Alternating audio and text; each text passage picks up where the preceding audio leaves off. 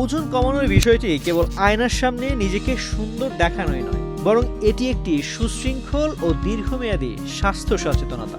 বর্তমান সময়ে দ্রুত ওজন কমানোর নেশায় অনেকেই কঠোর ডায়েট বা না খেয়ে থাকার ভুল পথে পা বাড়ান, যা শরীরকে সাময়িকভাবে হালকা করলেও দীর্ঘমেয়াদে বড় ধরনের পুষ্টিহীনতা ও বিপাকীয় জটিলতা সৃষ্টি করতে পারে।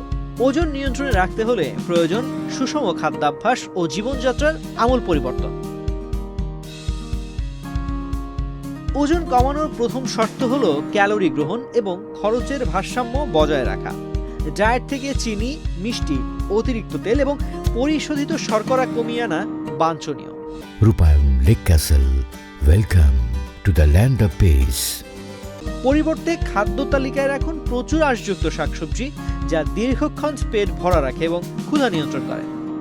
সেই সাথে মাছ, মুরগির মাংস বা ডাল জাতীয় প্রোটিন সমৃদ্ধ খাবার পেশিকে মজবুত রাখে এবং মেদ ছড়াতে সাহায্য করে।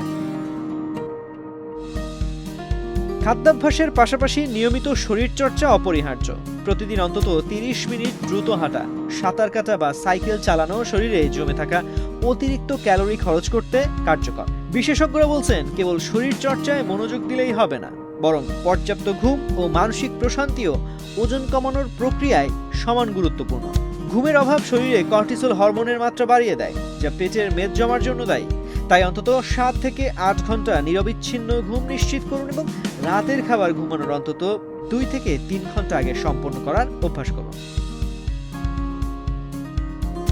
অনেকেই রাতারাতি ওজন কমাতে মরিয়া হয়ে ওঠেন, যা মোটেও স্বাস্থ্যসম্মত নয়। সুস্থভাবে ওজন কমানোর মূল মন্ত্র হলো ধৈর্য এবং ধারাবাহিকতা। ওজন কমানোর প্রক্রিয়াটি কোনো সাময়িক চ্যালেঞ্জ নয়, এটি একটি জীবনযাত্রার ধরন।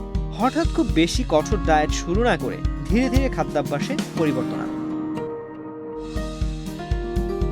তো আজ এ পর্যন্তই। স্বাস্থ্য বিষয়ক এমন নানা পরামর্শ পেতে বাংলাদেশ প্রতিদিনের সাথেই থাকুন।